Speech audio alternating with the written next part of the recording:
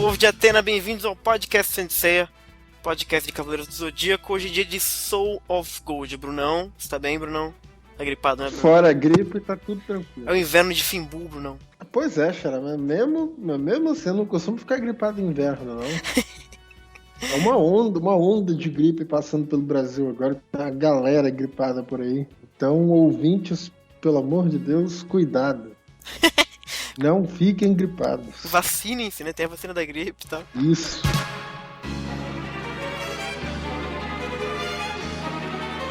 Vamos falar hoje do episódio 6, Invasão, os 7 recintos da Yggdrasil. Episódio aí que saiu sexta-feira, né? Logo de cara, o que vocês acharam de uma maneira geral, Nicole? Você curtiu o episódio? Deixa eu pensar. Teve raros momentos que eu gostei. Esse episódio eu achei bem meia boca, assim. Foi esquisitinho mesmo, né? Foi. Enquanto os outros episódios eles acabaram mostrando muita coisa em pouco tempo, esse ficou enrolando muito com bastante tempo, assim. Acho que eles não estão conseguindo equilibrar muito bem nos episódios o que eles vão fazer. Esse episódio terminou com aquela sensação de que, poderia ter mostrado um pouco mais, acabaram justo na melhor parte, etc, etc. Pois é. E tu, Brunão, o que você achou do episódio de uma maneira geral, rapidinho, assim? Curtiu ou não curtiu? Bem mais ou menos. Bem mais ou menos, né? Bem mais ou menos, porque teve muito pouca ação. É verdade. Mas, em contrapartida, lá vem. Teve umas coisas nesse episódio que eu curti. Por exemplo, assim, coisas sobre a Safiras de Odin, a aparição do Aioros e algumas outras coisinhas que eu vou falar Boa. Conforme a gente fala sobre o episódio. E pra você, Alan, sexto episódio, de uma maneira rapidinha, assim, em geral, o que você achou? Eu também achei. Eu acho que ele foi o mais fraco dos episódios, no quesito técnico, eu acho que foi até o pior, né, na verdade. E como o Brunão mencionou, teve algumas coisas na história que acrescentaram um pouco mais do que pode vir por aí, né? Assim, já deu uma boa noção. Assim, pra mim, pelo menos, pra quem manja de mitologia, teve algumas coisas bem interessantes nesse episódio, né? Eu acho que até essa coisa técnica a gente geralmente deixa pra falar no final, Brunão, e ultimamente a gente até parou de falar porque tava, né, se repetindo muito, mas eu acho que esse episódio a gente já tira logo o elefante da frente, porque esse episódio alcançou um novo nível de tosqueira técnica, velho. É bizarro o que aconteceu nesse episódio. É muita cara de pau do que eles fizeram, muito, assim, tipo, porque tá ruim, a animação tá a gente já relevou, né? Mas chegou a novos níveis esse episódio. Cara, o Xará deve ter comprado uma TV nova, assim, de 80 polegadas, então assim, vou estrear a TV agora assistindo Senseiya, o episódio. Deve ser uma perfeição técnica. Aí no meio do episódio o bicho já deve estar chorando, cara. Quantidade de tragédia que ele deve ter visto. Cara, esse episódio foi, assim, muito chocante, cara, porque foi muito chocante mesmo. Foi, tipo, o máximo... Foi o pior momento de Sensei que eu já vi, acho que foi nesse episódio, assim. Foi bizarro, assim, o que eles fizeram. Desencanaram completamente. Foi tipo um foda-se total. Naquelas 3 cenas, mais ou menos, ali dos Cavaleiros de Ouro. E é uma cena super... que são 5 Cavaleiros de Ouro juntos, assim, sabe? E aí, cara, eles desenharam de uma maneira muito nas coxas, assim. Parece que é criança desenhando, sabe? Eu acho que ainda não foi o pior de Sensei, não, sabe? Assim, pra mim, eu acho que tecnicamente falando...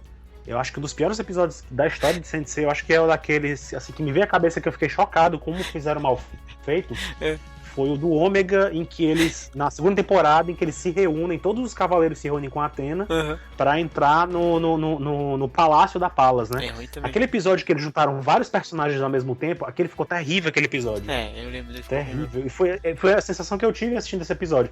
Apesar de que os cenários estavam muito belos nesse episódio, eles capricharam muito nos cenários. E tem alguns planos que os Cavaleiros de Ouro até que estão bem feitos, sabe? Exato. E teve, claro, a abertura e o encerramento retocados que salvaram, né? Então, assim, por isso que tecnicamente ainda não foi o pior de todos. Agora, do Soul of Gold, acho que foi o mais fraco, realmente. Cagado, né? Bom, então vamos falar então logo do episódio.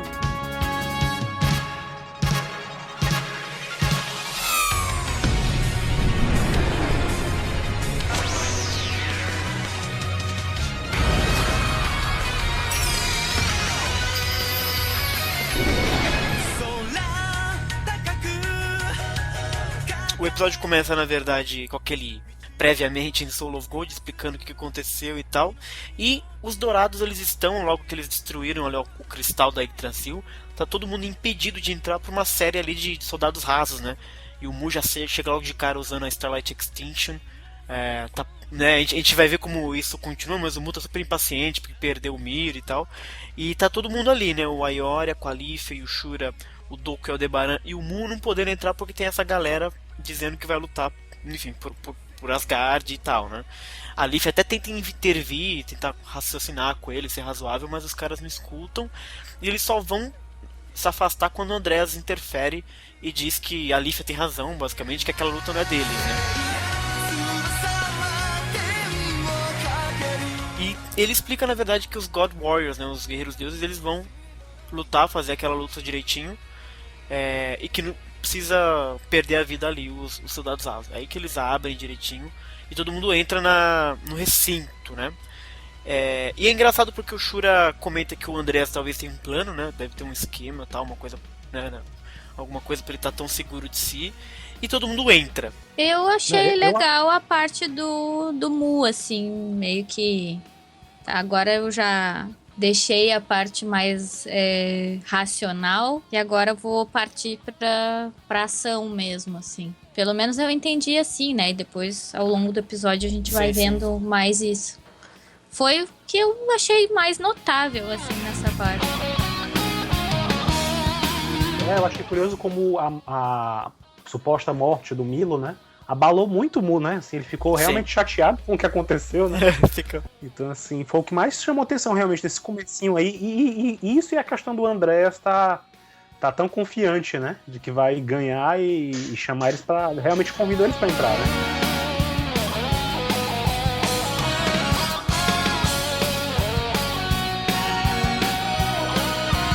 E aí nós fomos pra nova abertura, que aparentemente é a abertura, como é que a gente diz? A definitiva de Soul of Gold, né? Definitiva, né?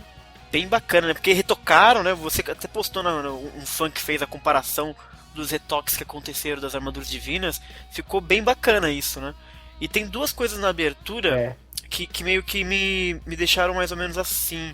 Uma coisa é a Saori soprando sangue nos Cavaleiros Dourados com pó de Pilim-Pim-Pim, que achei aquilo muito desnecessário. Eu tinha certeza que tu ia comentar isso. Sério? Eu tinha certeza.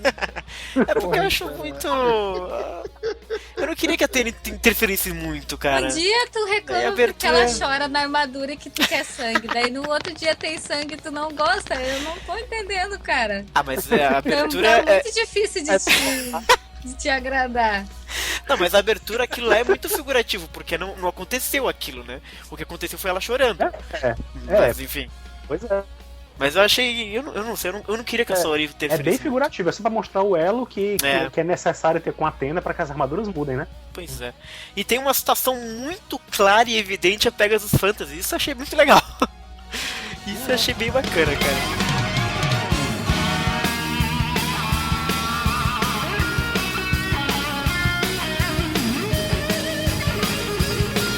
Bem bacana mesmo. Curti a nova abertura, ficou bonita. Posso ser honesto aqui? O encerramento também ganhou um retoque, né? O encerramento eu percebi menos, mas a abertura ficou mais... As armaduras ficaram mais brilhantes, as armaduras e tal. Todo mundo ganhou mais uma lustrada ali na armadura. A segunda demão de...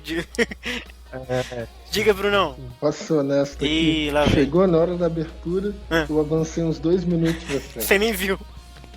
Mas você sabe que, na verdade, a primeira vez que eu assisti o episódio, eu também não vi. Porque começou a abertura, eu fui, sei lá, tuitar qualquer merda. E depois que eu fiquei vendo as postagens, todo mundo falando que mudou a abertura, que eu fui ver direito, tá ligado? O encerramento não. O encerramento eu vi inteiro porque eu acho a música bonita.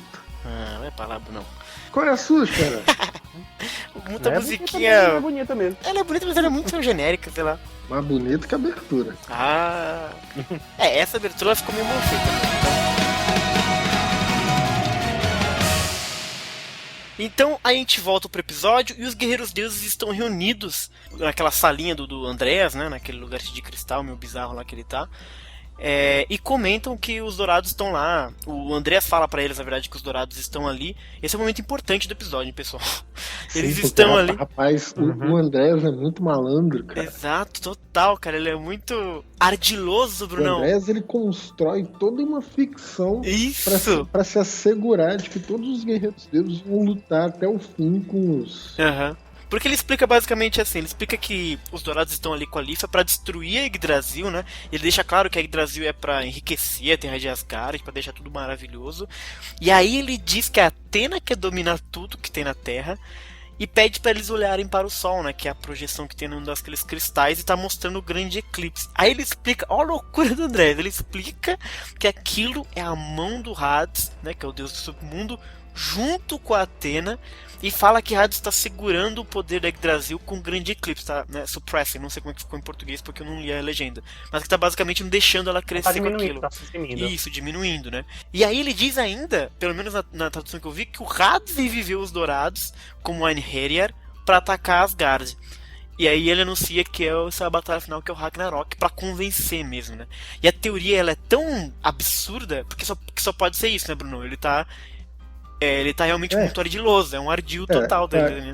Tá bastante evidente, assim, pelo menos pra mim agora, eu acho que pras outras pessoas, que os guerreiros deuses, eles não têm exatamente muito a ver com o que tá acontecendo por trás dos panos, entendeu? Sim.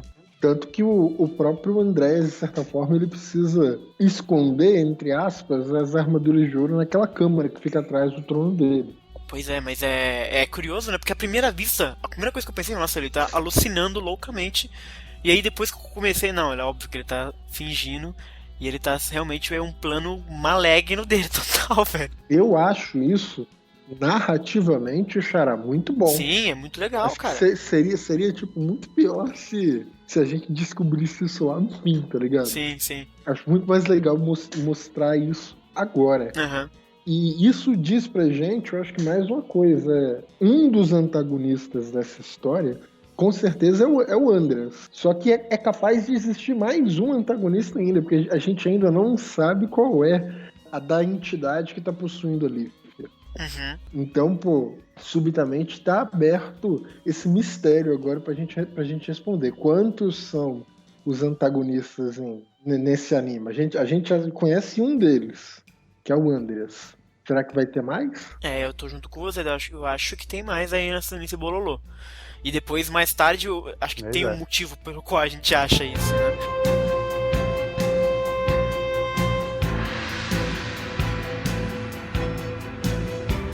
Eu não sei se ele é o verdadeiro vilão da história, eu acho que de repente ou ele tá sendo manipulado, ou de repente ele é... Eu sei porque eu fico na cabeça pensando que agora ele pode estar sendo ou alguém que quer trazer o Loki de volta, ou o Loki disfarçado, a divindade, né? O deus Loki mesmo, né? Não o guerreiro deus que a gente conhecia. Sim. E eu fico pensando que talvez seja... Se a gente pegar a questão dele falar Ragnarok bem expressamente, né? E todos os elementos estão convergindo para isso, né? Pelo que a gente vê até então. E nesse episódio fica bem mais forte ainda, pelo que a gente vai ver lá na frente, né? Eu acho que talvez seja isso mesmo, talvez seja literalmente um Ragnarok que está se desenhando ali, que é uma coisa que a gente vem comentando há muito tempo, né, nos podcasts anteriores. E eu acho que de repente o Andreas ou ele é um acólito do Loki, ou de repente é o próprio. Entendi. Porque o Andreas, sinceramente, pra mim, até então, mesmo com esse episódio do que vai acontecer lá na frente que a gente vai comentar, né? Ele não, pra mim não parece muito ainda o inimigo, sabe? Não parece muito ameaçador, sabe? Ele não parece muito forte o bastante ainda pra ser alguém a se temer, sabe? Engraçado, porque eu já fiquei com a impressão de que nesse episódio ele já meio que pra mim já definiu que o Andreas ele é maligno mesmo.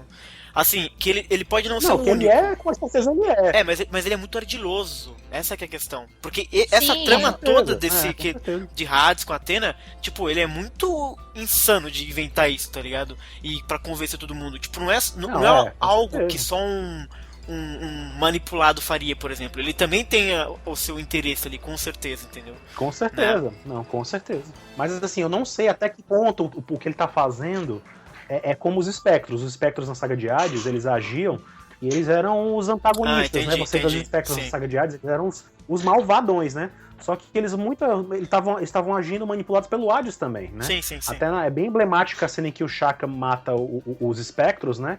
E aí o Giganto, né? O Gigante pega e fala com ele que eles vão ter a vida eterna e tal, prometida por Hades. E aí o Shaka pega e tripudia em cima, diz que isso não existe, que Buda, né, já chegou a conversar com ele, que isso não existe. E aí você vê que os espectros estavam agindo também, de certa forma, manipulados pelo Hades, né? Agindo sob uma promessa do Hades.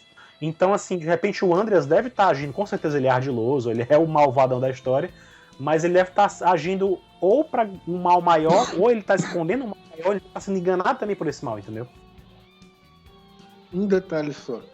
Eu achei curioso, eu não sei se vocês acham isso curioso e tal, mas eu achei bastante curioso que no instante que o Andreas fala que essa é a batalha final, o Ragnarok, a imagem fica concentrada no misterioso lá? Qual que é o nome do Utgarda? Cara agora? No Utgarda, ou na Utgarda. É mesmo? Não sei. Sim, a imagem fica concentrada nele ou nela. Eu não reparei, mas deve ter um motivo, então. Fica assim, ele fica observando e não fala nada, né? Ih, mano, isso aí é esquisito, hein?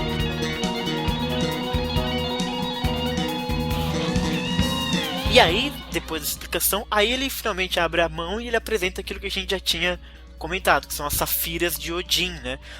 E aí ela dá as safiras para os guerreiros deuses e dizem que com elas eles poderiam absorver ainda mais a força da Yggdrasil. Aí nesse caso, aí faz sentido as safiras darem poder para eles, né? Porque a gente debateu isso no outro podcast, mas nesse caso faz sentido.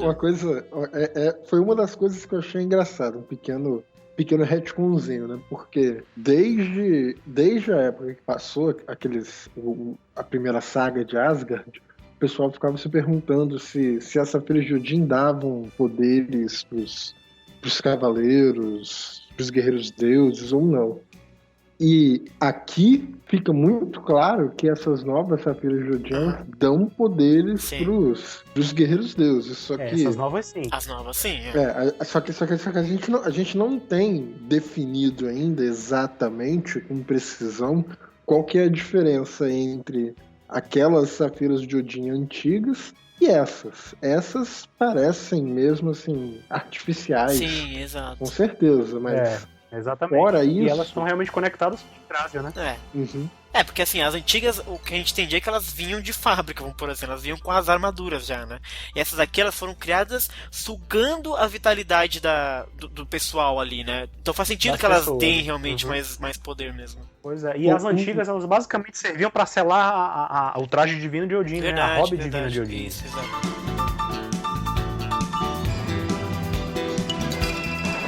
E aí ele explica que com essas safiras, eles vão poder fazer frente às armaduras divinas dos dourados, né? Mas pra mim, eu ainda acho que eles vão tomar pau. Eu ainda acho que os dourados liberados, sem Yggdrasil sugando, cara, vai dar graça. A gente sabe que eles vão levar um pau, né, porra? Xará, a gente sabe que eu espero que sim, Brunão. Eu não sei, não dá nada não sei. Você, em sã consciência, faria um anime com protagonistas Cavaleiros de Ouro, onde eles não dão um pau nos antagonistas? Cara, o Miro morreu de estafa. Então, assim, eu já não sei no que eu vou esperar. Então você teme que todos os outros morram de estafa também. Eu temo, por exemplo, que o Aldebaran já saia perdendo, por exemplo. Meu medo. E precisa aparecer um outro pra salvar, sabe? Esse tipo de coisa.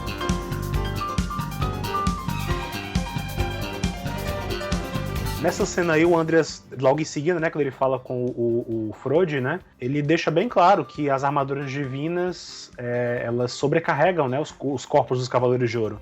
Isso, exato. Então, talvez, o que a gente vai ver, eu já tô aqui pressupondo, que de repente a gente vai ver lutas onde no final os Cavaleiros de Ouro despertam as armaduras divinas, cada um deles completamente, né? Derrotam os guerreiros deuses. E morre de estafa. E acabam caindo de estafa e levados pelo Andreas. Deve ser mais ou menos isso. Exatamente. Será que o Andreas vai conseguir completar a coleção de Clothsmith deles? O que vocês acham? Eu acho que se ele quer despertar aquele negócio lá e tem 12 espaçozinhos lá, deve ser essa né? a condição. Mas é bizarro, né? Porque ele precisa dos Agora, 12... pensando que... Pois é, aí isso me leva a crer. Vamos lá, lá vou eu viajar bem muito, vou bem louco agora. Vai. Me tragam de volta, se eu não voltar. Vamos lá. Vamos dizer que ele consegue completar a coleção dele. Quem é o protagonista principal até então dessa saga? O Aiolia. Se o Aiolia conseguir ficar de pé no final sem a armadura dele, que foi levada pelo Andreas, como é que ele vai lutar? Será que de repente ele usa a armadura de Odin, a vestimenta de Odin, pra enfrentar o que é que vai aparecer ali daquele negócio lá? É, porque realmente ele precisa das armaduras, né? E ele precisa das armaduras e a série nos apresentou as trajes civis de todo mundo. Então, ó, de repente eles podem lutar até sem as armaduras, né?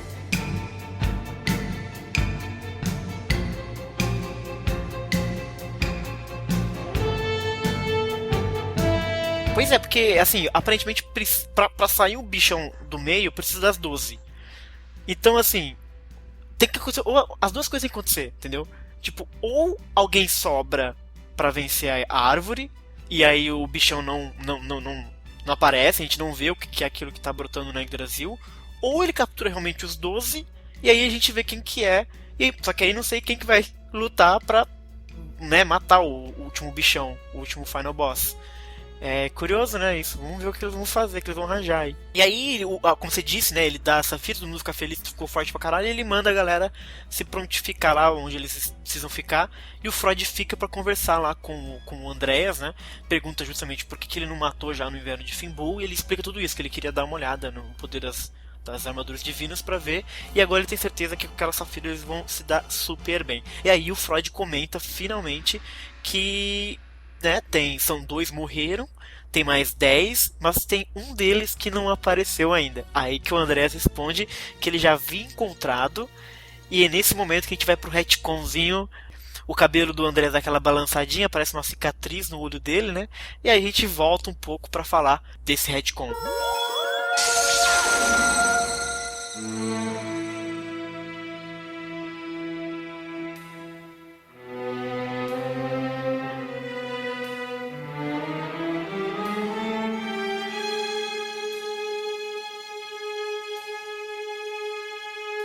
Tudo começa, na verdade, com o Andrés visitando a Hilda, que é uma cena super legal, até. O Andrés é muito babaca, né? Ele vai lá ver se ela tá bem e tal, e ela já fala de cara, né? Como é que você tem coragem de vir aqui? Né? Ela fica puta, fala que ele colocou soldados pra cuidar de Asgard, prendeu a Freya de novo, que é bizarro, né? O que a Freya fez, gente? Prendeu de graça a mulher. Porque se considerar que ela da outra vez chamou ajuda e atrapalhou com todos os planos do Poseidon, né? Pois de repente, é até esperto ele ter feito isso. Né? É verdade, né? Já se adiantou e já colocou lá. E aí rola esse papinho, né? E a Hilda joga na cara dele que ele fez tudo isso, prendeu a Freya e trouxe de volta a Yggdrasil, né? E aí ele fica. E ele, claramente, ele finge ficar putinho, né? Por causa disso, diz que não, que a Yggdrasil vai trazer sol, vai enriquecer a terra de Asgard e tal. E aí a Hilda recita esse poeminha aí, ela é referente a Yggdrasil. Eu não sei se é um poema que eles inventaram, se existe mesmo alguma citação nórdica disso.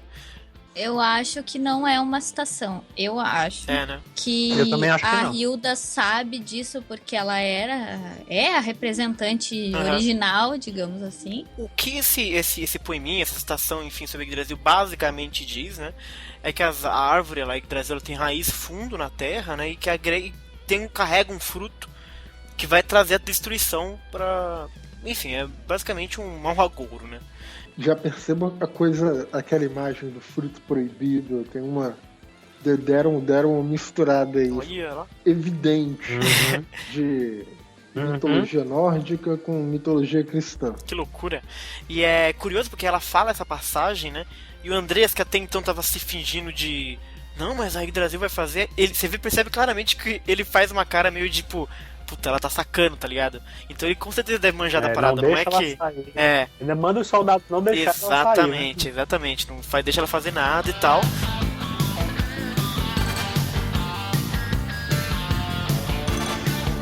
E aí ele tá saindo, né, em direção da árvore, inclusive, né? Ele tá indo pra lá.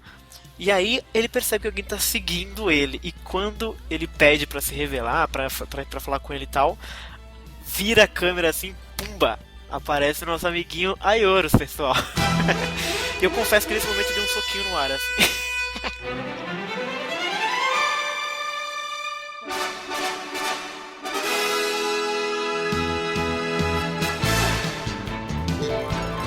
E ele tá super desenhado, né? Bem desenhado nesse momento, desse close que dá nele assim, que ele tá de capuz e tal, com a faixinha no rosto. Achei muito bacana o Ayorus aparecendo. Eu só achei muito engraçado, cara. É a voz dele. A voz vozeirão, dele. Né, de tuberculoso. Pra moleque de 14 anos tem uma voz daquela, porra. Cara, isso foi o que mais me impressionou também. Mas fica legal, combina com o personagem, né? Fica legal, fica uma voz forte, uma voz de mestre do santuário. Se ele não tivesse 14 anos... Ele não tem 14 anos. Tem. Pra mim não tem. Pra mim o japonês conta dobrado. Ele tem 28. Cada kanji não vale uma sílaba. Nossa, então o número é assim também. Não necessariamente.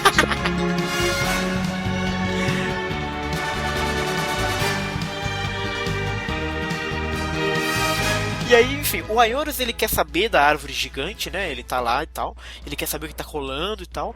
Mas o Andrés não responde e já sai atacando ele, né? Um ataque até super bacana, assim, e tal. Aí abre uma cratera bizarra no chão. E claro que o Ayorus não tá lá. Ele tá atrás dele, né? E aí ele comenta que o Andrés, bom, não quer conversar. Aí ele já coloca a armadura de Sagitário naquele esquema, né? De colocar a armadura peça a peça.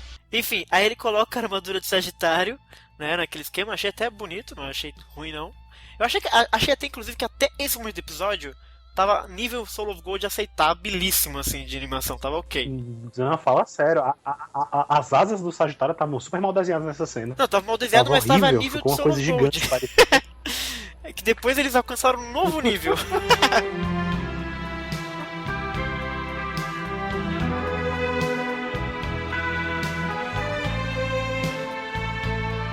E aí o Andrés tá... Eles estão lutando, né? O Andrés fica soltando rajada em cima do Ayorus pra cacete, eles desviando aí, tudo. Nesse momento, cara, teve uma coisa que me incomodou um pouco.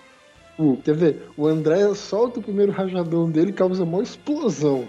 É, verdade. E depois o rajadão dele não causa uma explosão. É que não acerta nada, né? Ele acerta o céu. Continuou o rajadão. Não acertou ninguém.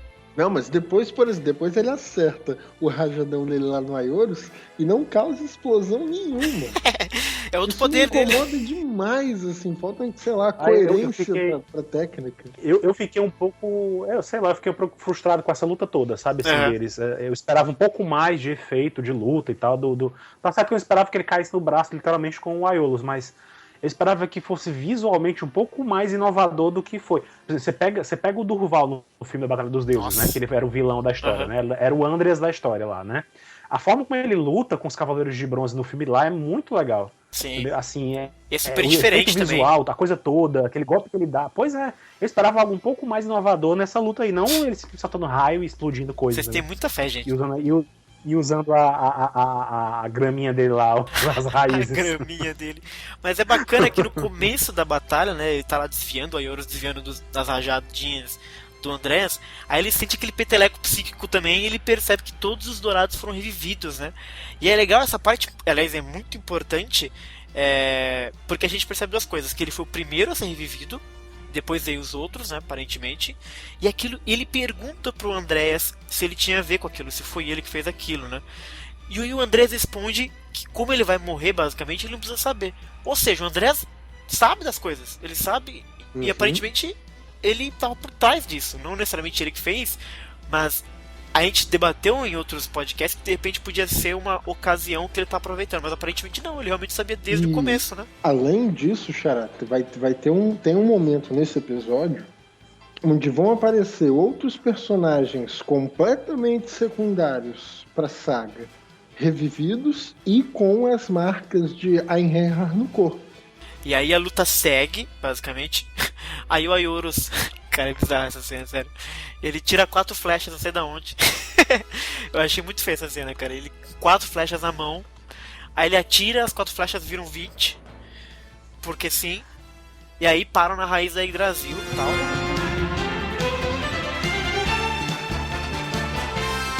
E aí rola uma ceninha de luta entre os dois. O Alan comentou que achou meio ruim assim e tal, mas esse momento eu achei até legal, porque ele é estratégico, né? A Raiz segura o pé dele, aí o Andrés consegue dar um rajadão que quebra até a armadura do Ayorus. Achei legal o fato deles quebrarem a armadura, porque é o tipo de detalhe que eu jamais imaginaria que Soul of Gold ia dar atenção. Não tem sangue, não tem nada, não tem ferimento, e eles quebraram a armadura do Ayorus. Achei bacana ter isso. Não, mas tem uma parte que ele tem ferimento.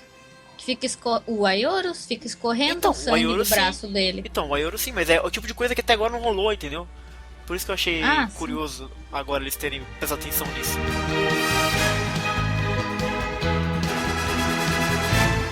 E aí aparece a marca do Einherjar no rosto do Aiorus, ele percebe que ele tá sendo sugado, né? O Andreas diz que o cosmo dele tá alimentando a Yggdrasil, basicamente, e dá de novo um segundo golpão pra quebrar a ombreira, o braço dele fica todo zoado e tal. E ele fala que o Aiorus tá sem sorte, né? Que ele reviveu, apareceu muito, muito perto da Yggdrasil, já tem que lutar logo com ele, que é o pica grossa das galáxias de Asgard, né? E aí que começa a cena final dos dois, né? Que o Andreas ataca com o rajadão, o Aiorus segura, e aí ele começa a queimar o cosmo, etc. E desperta lá o arco divino dele, né? E aí, essa cena eu achei até super bem animada. Não sei se vocês acharam, assim. Eu achei muito bonita essa cena do Aiorus despertando o arco divino e atirando, e tudo que acontece depois do tiro, assim. Eu achei super bem animado, até pro padrão de Soul of Gold. Não foi ruim, não. Foi ruim, não, né? Mas uma coisa que eu senti falta do trovão atômico, pô. Eu achei que o Aiorus usasse o arco como última saída, tá ligado? Tipo, o arco é logo a primeira coisa que ele sai usando. Eu achei isso meio paia. Eu acho que até quando a ele se deu conta... A flecha que vale mesmo é o final, né? Então, isso é legal, mas ele ficar tirando flecha assim desde o começo... Não, eu ia dizer que, tipo, se ele já se deu conta de que o cosmo dele tá sendo sugado, ele vai ter que usar o último recurso que ele tem. Do meu ponto de vista, né? Tipo, o cara já sabe que tá com 1% do poder dele e que provavelmente vai ser a primeira e única chance que ele vai ter. Então, acho que ele tentou o mais efetivo possível dentro do que, né? Sim. Do que tinha à disposição e tal. E tem um detalhe a mais nesse golpe dele final aí, porque além de ser uma coisa que remete muito aos filmes, né, e tal, a Poseidon, quando você usou a flecha para lutar contra o Julian Solo, né, ainda com Poseidon dentro dele e tal, tem essa questão de que ele dizer que aquilo ali vai ser uma base para que os cavaleiros construam uma derrota contra ele. E a gente vê que aquela flecha foi parar na Yggdrasil, né? Uhum. E Sim. o Andreas lá no final do episódio fica preocupado porque sente que aquilo afetou de alguma forma, entendeu? E assim, eu fico pensando que lá no final da batalha final, o que quer que apareça dessa Yggdrasil, né, dessa árvore, de repente, a flecha que o Aiolus cravou lá, de repente pode ser a chave pra abrir a ferida que de repente vai ajudar, entendeu? A matar a criatura, seja lá o que for. Ou então a gente vai chegar no final da Yggdrasil, a gente vai descobrir outro testemunho do Aiorus lá, com a flechinha em cima, assim. Na craquinha da Yggdrasil. Enfim, esse é o retcon do Aiorus. O que vocês acharam da estreia de Aiorus em Soul of Gold? Brunão, começa você. Muito rápido. É, né? Eu queria ver coisas mais mundanas do Aiorus. Nossa, eu nunca vai ver coisa mundana do Aiorus. O Aiorus não é mundano. Eu quero ver ele brigando com o Saga. Porra, será que isso não vai ter? Eu quero ver ele discutir com o Shura. Quero ver essas paradas assim mesmo. Tem esse detalhe de que ele caiu no abismo, né? Então, assim, ele não tá naquele recinto lá das armaduras de ouro que o Andreas tá colecionando, né?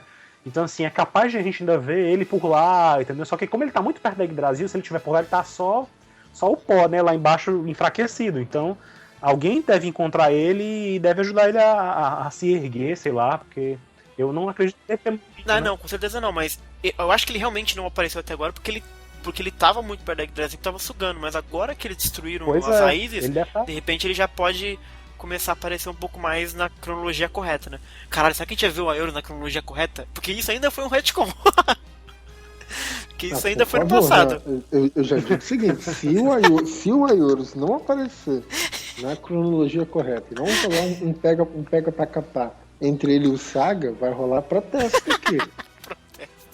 Você vai sair da gripe gritando, Brunão. Sim, não 100 mil na rua. Se você vê também que o Death Mask, o Saga e o Shaka ainda estão a caminho, de repente um deles acaba encontrando o Aiolus e leva ele, né? Assim, aquele velho esquema de levar ele assim no ombro e tal, né? Aquela coisa toda. Pode ser. De repente acontece isso. Tomara que aconteça, porque realmente eu gostei do fato do Aiorus já ter tido um pauzinho com o chefão, mostra o quanto ele é foda. Mas eu queria muito ver essa coisa aí do triângulo amoroso entre ele, o Shura e o Saga. Eu não sei como é que eles vão encaixar isso na saga, porque o Shura já tá lutando, né? Mas eles se deu um jeito, né? Ué, Eu achei muito curto a cena, assim, que ele apareceu. Eu concordo que ele tenha que aparecer na cronologia correta. Eu já tinha comentado isso outras vezes, que era absurdo ele aparecer só em flashback. Vou ficar muito chateada se for esse o caso, mas eu acho que não, porque tem a esperança, né, dele, como ele caiu no abismo lá. E eu quero ver lavação de roupa suja. Se não tiver, cabeças vão rolar. Não é possível, né, que eles não saibam que os fãs querem ver isso, né, cara? Eu acho que eles vão botar, não é possível eles darem esse mole absurdo. Não, eu acho que o fato dele da gente não saber o paradeiro dele fica aberto pra gente ter esperança, assim.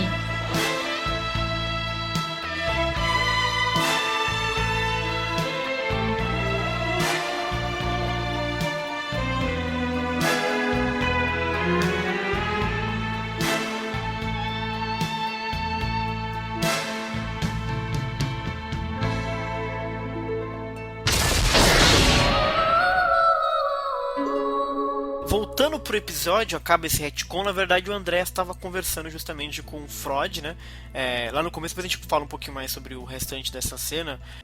Na verdade, Xará, esse momento que o Frod questiona o Andrés é o momento que o Andrés começa a contar a história dele com a Yuri. Isso, exatamente. E é, de novo, muito engraçado como que é sempre o Frod que faz pergunta pro maluco.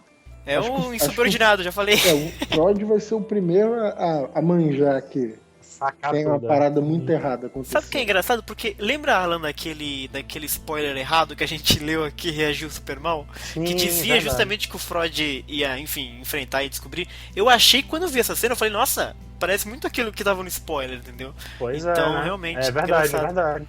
É engraçado isso. É verdade. Eu achei que ia rolar. Tá confirmado, então, que aquele spoiler Não. falso? Aquilo lá é falso. Sim, né? Aquele era falso. Será que ele não Sempre, pode ser, sei lá, de um episódio futuro? Ainda não foi de eliminado. repente, o conteúdo dele foi bem assim... Eu acho que foi alguém que já tava presumindo alguma coisa que escreveu aquilo ali, entendeu?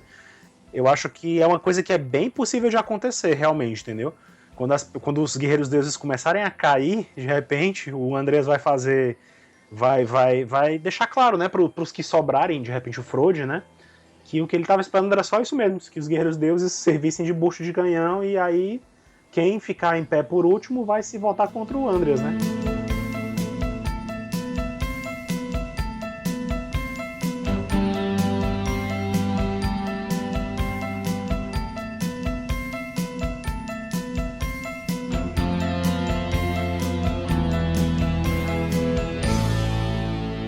Chegamos na cena que os Dourados, todo mundo se encontra ali no centro da Yggdrasil, né?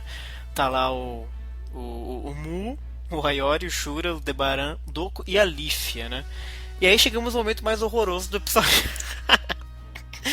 Ai, cara, que coisa horrorosa. Como é que eles podem fazer isso, cara? Eles juntam 5 Cavaleiros de Ouro, coisa mais linda do mundo, e me desenham com o pé. Desenharam com o pé, aquela cena.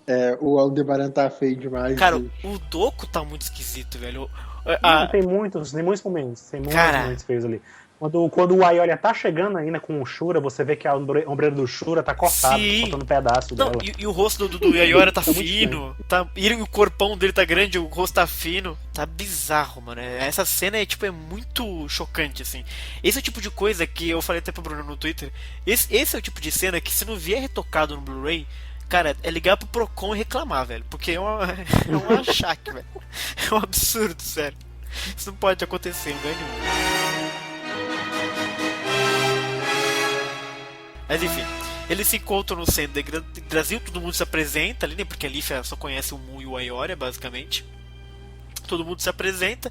E eles falam que eles precisam encontrar o mal que tá dentro da Yggdrasil. E aí que a Lífia recita aquele poeminha que a Nicole falou, né? Aquele poeminha da Hilda, que basicamente fala a mesma coisa, só que ela tem uma continuação, né? Uma continuação que a Hilda não tinha continuado, basicamente. E aí fala basicamente que ela leu no documento de Valhalla, e a continuação diz que o único jeito de destruir a árvore, eles só vão conseguir depois de destruir os 7 estátuas aqui nos recintos. E ela vai nomeando os recintos, que é bem legal. Então a gente tem a Câmara do Conhecimento, acho que ficou assim, que é Svartalfheim. Nossa, Vale ridículo. lembrar que a gente deve ter falado Sim. lá no primeiro episódio que a gente gravou. E aí eles resumiram isso a câmaras, né? Que era algo até que a gente mais ou menos esperava. A primeira é a Câmara do Conhecimento, dos Svartalfheim. Tem a Câmara dos Gigantes, que é Jotunheim. A Câmara da Luz, Alfheim. A Câmara dos Mortos, Helheim. A Câmara dos Bravos, que é Vanaheim. E a Câmara da Névoa. É névoa, né? Que é Niflheim. E a Câmara do Gelo, que é Yaheim, sei lá, como é que fala essa porcaria. Tipo assim, o correto seria Niflheim ser a Câmara do Gelo. Isso. Entendi. Alfheim não é exatamente a Câmara da Luz, assim. É luz no sentido que o Alf tem aquela coisa da pele alva. Seria, na verdade, a Câmara dos Elfos, que os elfos eles são conhecidos por ter essa pele alva. Essa última câmara, eu confesso que eu nunca ouvi falar. Jaheim, eles inventaram ela? Ela foi totalmente inventada, né? Assim, não tem... Acho que não tem nenhuma referência ao nome Yahen. Não tem, que eu saiba, né? Na mitologia nórdica não tem, não. Eu não sei nem por que eles fizeram isso. Eles trocaram, né? Trocaram uma das que poderiam existir. Acho que ficou de fora qual? A do fora Asgard, Midgard, né? Pois ficou de fora justamente aqui, de repente, seria a do Surto, né? Muspelheim, em mitologia mesmo, é o lugar de onde o Surto vem. Olha só que é um plano de bicho de fogo. Não, a mudança, eu acho que tem muito a ver com o fato de que quem tá naquela câmara não é exatamente um guerreiro deus também. Pode ser. Assim, você vê nas cenas do episódio seguinte, você vê que tem uma cena muito rápida onde aparece o Surt, o Shura caído e o Campos de pé, e eles estão num lugar diferente. Pois é, parece um lugar diferente, então, exato. Eu acho que essa câmara deve mudar e mostrar a verdadeira face dela, que é a câmara do Surto, né? Exatamente, E aí, basicamente, ela explica que enquanto as 7 estátuas desses 7 lugares não estiverem destruídas, o fruto do mal lá, coisa bizarrona, também não pode ser destruída. Então, essa é a main quest deles, destruir as 7 coisas e destruir depois o negocinho lá de dentro, né? E aí é nesse momento que ela tá terminando lá a falinha dela, que aí ela começa a ter aqueles olhos de demônio lá, que ela geralmente tem, né? Que aí o Doku acho que percebe que tem uma coisa errada. Ah, não, na verdade acho que é o Mu que percebe, né? O percebe que ela tá diferente, o Ayora também. O Ayora dá uma chacoalhada. Ela desperta, aí o Doku dá uma desconfiada depois que ela fica daquele jeito, né? Pois é muito curioso isso, porque realmente o Mestre Ancião de cara não sabe se acredita nela, que é o Mu que fala, não, ela realmente tá falando a real. Só que aí fica meio que uma tensão ali, né? E aí o Doku dá aquele sorriso dele e tal, e diz que, enfim, se perdoa por ter coisado, mas é muito curioso. Isso me lembra muito. Essa cena me lembra muito Lost Canvas, no começo de Lost Canvas, quando tem um flashback que mostra como é que o Tema e o Alone encontraram com o Doku, né? Aliás, que o Doku encontrou com o Tema, né? Na história, o Doku leva o Tema pro santuário e aí ele para um momento e ele olha pro Alone e desconfia que o Alone tem uma cor diferente dele, entendeu? Então me lembra muito esse momento aí. É verdade, porque ele fica meio cabreiro e pra mim passou essa mensagem. Ele sacou. Na hora ele já sacou que tem coisa esquisita ali nela, né?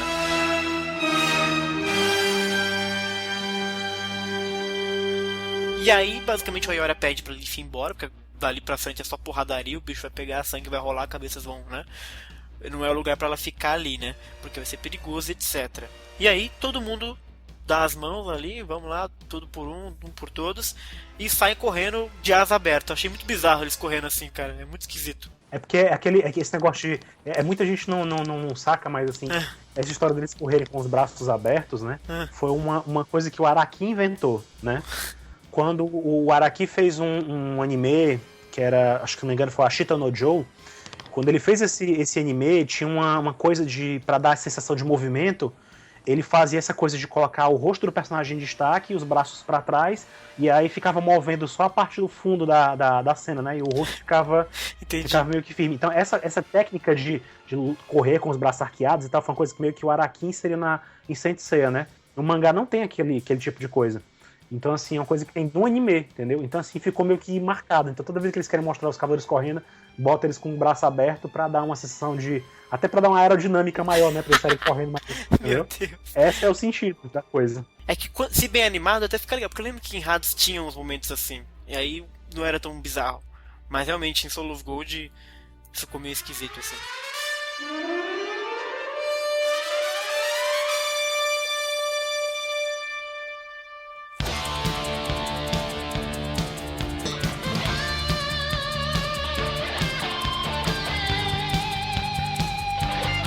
verdade, quer ver? Vou dar uma puta viagem. Ih, lá vem. Mas, ó, vamos nós. Uhum. Eu já falei pra vocês em podcasts passados que muito que a gente tem da mitologia nórdica hoje veio graças a um folclorista que era cristão, os Snorri. Então, assim, as pessoas quando estudam mitologia nórdica hoje tem muita preocupação assim, se o Snorri teria cristianizado demais o pensamento nórdico. Porque, por exemplo, o Ragnarok, da forma como ele descreve, carrega muito essa imagem assim, de fim do mundo, de apocalipse. Quando, para ele, pro nórdico mesmo de verdade, o Ragnarok tem mais essa coisa da renovação mesmo, do recomeço. Uhum. Nesse sentido, você acha textos que aproximam muito Valhalla, que é o palácio dos deuses que fica em Asgard, e Helheim, que é esse plano para onde vão os mortos, onde vive Hel, que é uma das deusas, uma das gigantes que habitam o lugar. Existem, assim, a gente tem isso registrado em livro, rituais que os nórdicos fazem assim quando uma pessoa morre e tal. E um desses rituais, eles contam assim que isso é registrado em texto. Os caras pegam um galo, arrancam a cabeça do galo, cortam a cabeça do galo fora, jogam a cabeça desse galo assim, na verdade a cabeça não, jogam o galo num muro. Por que um muro? Porque Helheim ela é representada como se fosse esse lugar assim completamente fechado e intransponível. Você não consegue, você estando do lado de fora, você não consegue entrar pro lado de dentro. É totalmente intransponível. Então o texto do ritual, ele conta que os caras jogavam esse galo decapitado no muro, o galo batia nesse muro, depois 10 segundos depois ele já estava em pé, caminhando vivo, mesmo sem cabeça. O texto do ritual. E pô, os Cavaleiros de Ouro, como foi que eles morreram? Caralho, Brunão, você foi longe agora.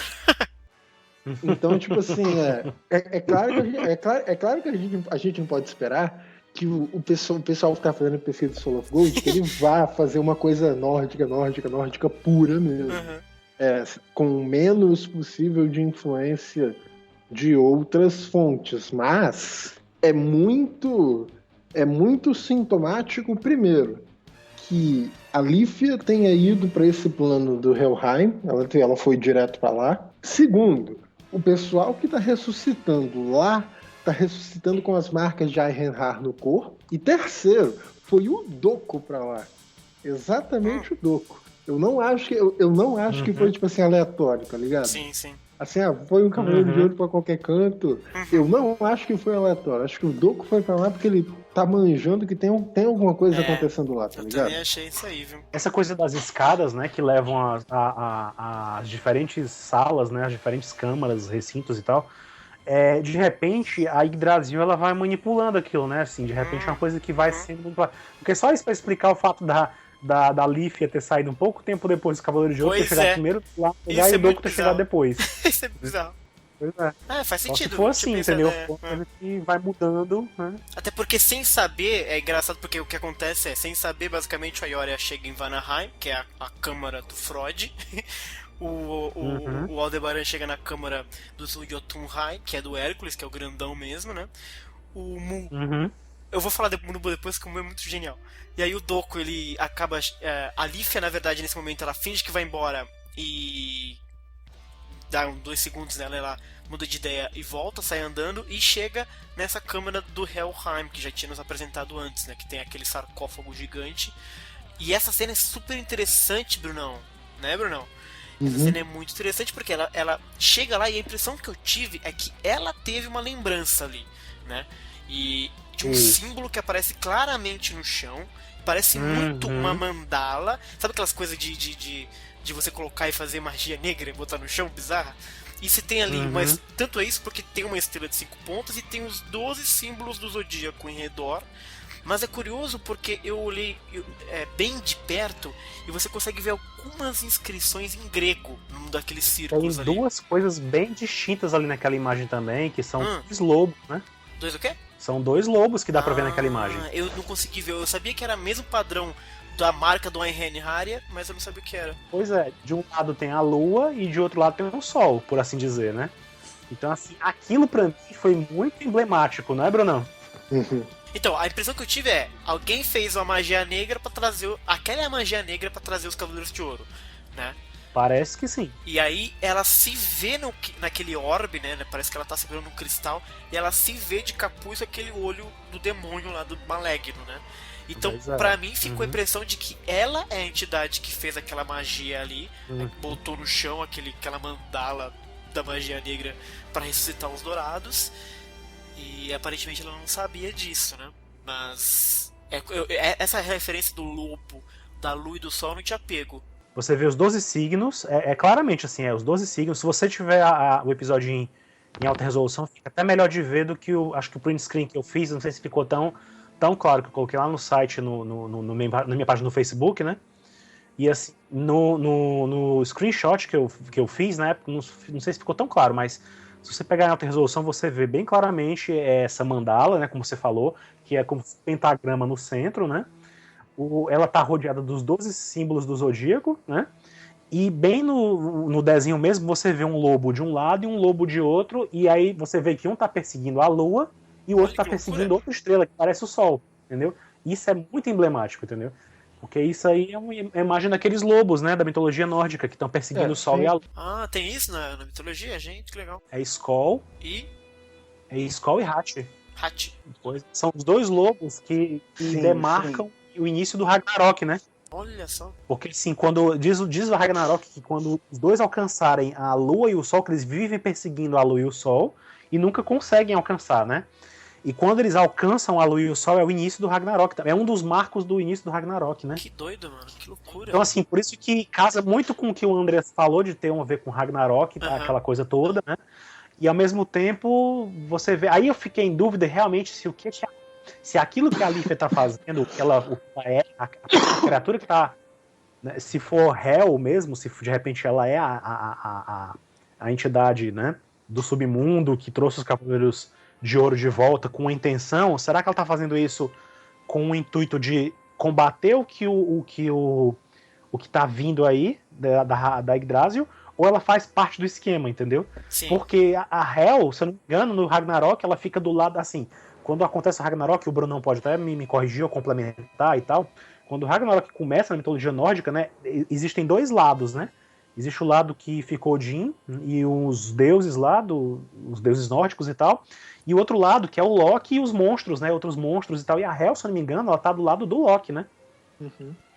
Ela é filha do Loki. Então, assim... Ela é filha do Loki, gente. Olha aí, pô. Tá tudo conectado. Exatamente. Então, pensando, de repente ela... Lá vou eu viajar de novo. De repente ela tá tramando, manipulando de alguma forma o Andreas também para que traga o Loki de volta, né? E... Enfim. E aí ela tá fazendo tudo isso de causa pensado, né? Então, assim, talvez ela não seja tão boazinha, né? Ou então, pelo menos a Lífia mesmo esteja sendo possuída por essa entidade divina, né? De repente não seja a própria Lífia a entidade, né? Apesar de ter aquela coisa estranha dela ser órfã e tal, e a Hilda ter acolhido ela.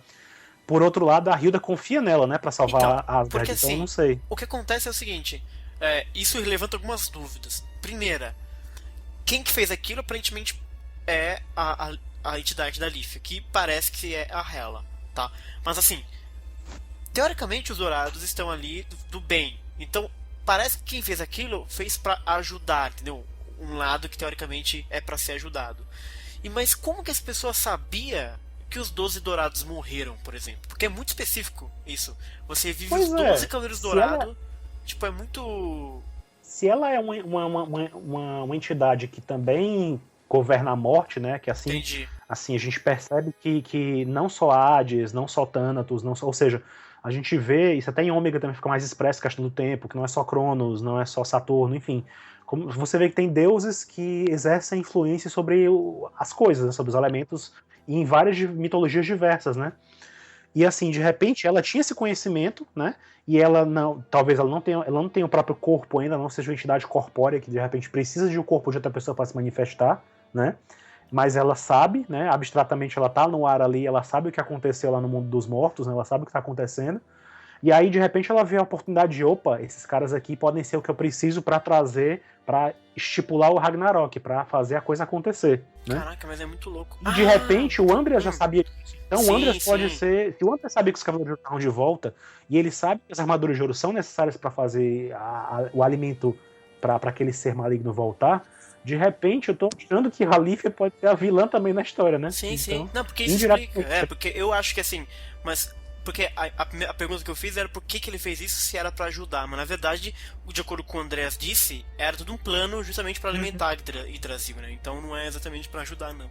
Eles passam essa ideia de que os Dourados estão ali pra ajudar, e é muito sintomático o fato de que a Lívia tá junto deles desde o começo e tudo mais, aquela coisa, quando na verdade pode ser realmente que ela trouxe todo mundo pra alimentar o Loki, né? Ou seja lá o que for nascer da Yggdrasil.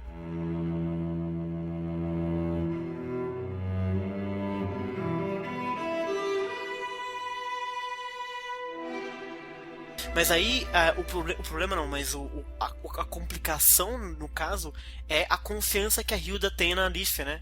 Que é curioso isso, porque ela confia nela muito cegamente, e é muito difícil de acreditar que a Hilda, de repente, não saque que tem alguma coisa especial na Lífia, né?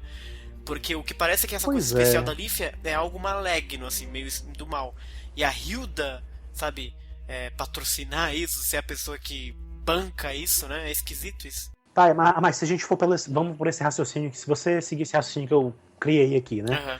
Uhum. De que a Lífia, né, estaria com um ser maligno dentro dela, alguma coisa que quer trazer um mal maior, né? Mas que ao mesmo tempo ela tá usando o corpo da Lífia. Vamos dizer que ela tá usando o corpo da Lífia, que não é a Lífia mesmo, é uma situação. Uhum. Quando a Saori tentou ajudar tentou enfrentar o Hades no corpo do Shun, ela também acreditava que o Shun pudesse ajudar, entendeu? Existisse, assim, né? O Shun conteve, do mesmo jeito que no Ômega, a Saori também acreditava que preparando o Koga para o que viria, ele poderia conter o mal que estava também dentro dele, que era o Cosmo Maligno também, o Cosmo das Trevas, entendeu? Então, assim, de repente, a Hilda tá apostando que a Lífia tem a força necessária pra virar o jogo e controlar o que quer que esteja controlando ela, entendeu? Porque a Hilda também diz que só ela poderia parar. Ela não diz uma parada assim no primeiro episódio? Porque né? se essa entidade se apossou justamente da Lífia, ela tem alguma coisa a mais especial, entendeu? Não é simplesmente, ela não deve ser uma pessoa qualquer que foi dominada pela, entendeu? Do mesmo jeito que a Saori coloca no mangá, no anime, que não foi à toa que o Hades escolheu o Shun que virou Cavaleiro de Atena, entendeu? Porque o destino do Shun era ser Cavaleiro de Atena e de alguma forma conter o Hades, entendeu? Então, assim, tava no destino dele também. Então, de repente, a Lífia tem algo a mais que ao mesmo tempo que chama essa entidade que se aposta dela, também, de repente, pode ser ela que venha combater essa entidade. E eu não acho ruim, não, cara. Eu acho que a parte nórdica de Soul of Gold tá muito legal, cara. E principalmente essa conexão louca que eles fizeram com o grande eclipse de Hades. Eles estão muito de parabéns de ter feito isso e conectar isso com Ragnarok, assim, sabe? Ficou muito bem feitinho. Não, e essa história dos lobos perseguirem a lua e o sol e tal. Isso, então, encaixou muito direitinho, cara. Eles deram muito... fizeram bem.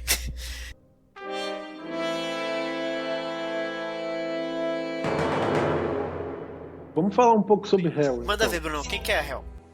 Ela é uma gigante e uma deusa ao mesmo tempo na mitologia nórdica. E ela comanda o Helheim, que é esse submundo onde os mortos vão. Aí já começa um monte de problema, né? Assim, tem 3 lugares registrados para onde os mortos vão. Para Valhalla, para o Helheim e para um terceiro lugar chamado Folkvang, que é o campo das pessoas, o campo dos guerreiros. Assim, tem 3 lugares. E à medida que você vai estudando mitologia nórdica, você percebe que os 3 são muito, muito parecidos. A gente fica com a impressão de que Helheim é um inferno, mas a gente faz isso muito movido por uma compreensão bastante cristã da coisa. Na verdade, não é tão assim. Hel, no nórdico antigo, significa oculta. Aquela pessoa que está escondida. Aquela pessoa que não pode ser vista de jeito nenhum. E nas poucas vezes que ela aparece descrita nas Edas Poéticas, ela é descrita como uma pessoa bastante gananciosa e até assim indiferente, tanto em relação aos vivos quanto em relação aos mortos. Assim, ela foi muito, muito pouco desenvolvida mesmo ao longo dos textos. Ela aparece muito, muito, muito pouco mesmo.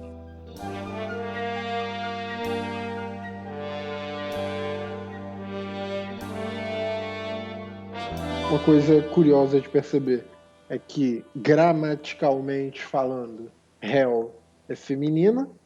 Os historiadores, os estudiosos, muitos desconfiam que ela seria uma invenção bastante tardia em termos de mitologia nórdica. Assim, a gente não sabe até que ponto ela foi uma personagem real ou se alguém inventou ela no meio do caminho. No entanto, tem escritores que argumentam que ela seria literalmente a personificação do submundo. Digamos assim, ela é o submundo, digamos assim. Não existiria, tipo, o submundo e ela que manda no submundo. Ela é o submundo. Na mitologia nórdica, esse conceito de personificação é muito forte. O nórdico é muito animista e panteísta. Então, assim, não existe nada do mundo que não seja impessoal, tá ligado? Existe uma personificação para todas as coisas no mundo que existem. Tipo assim, existe a personificação de Valhalla e de Asgard, que é Odin. Então, a personificação do submundo seria Hel. Mas, como eu disse para vocês, os nórdicos têm um rito com os mortos que envolve você jogar alguma coisa num muro para essa coisa voltar a andar num outro plano, numa outra vida, etc. Voltar a viver em outra dimensão, essa coisa assim.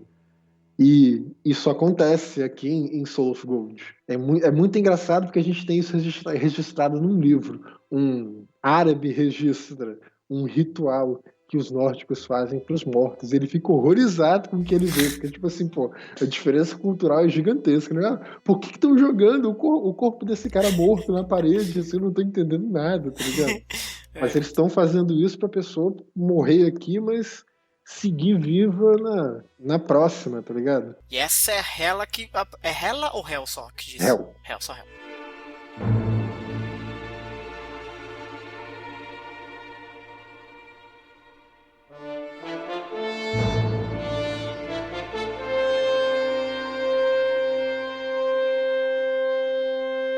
Posto isso, na verdade a gente tem que falar um pouquinho das outras câmaras também, né?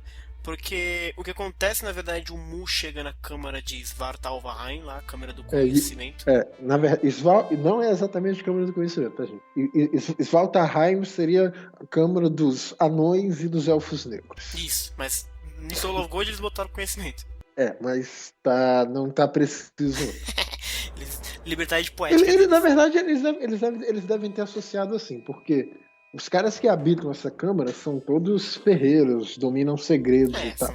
Então eles fizeram a conexão assim, os caras manjam, então é a câmara do conhecimento e pronto, acabou. Exato. E aí, essa cena é genial, cara, porque o Fafnir vê que o Mu chegou, né? Tá lá dando risada, se achando o máximo.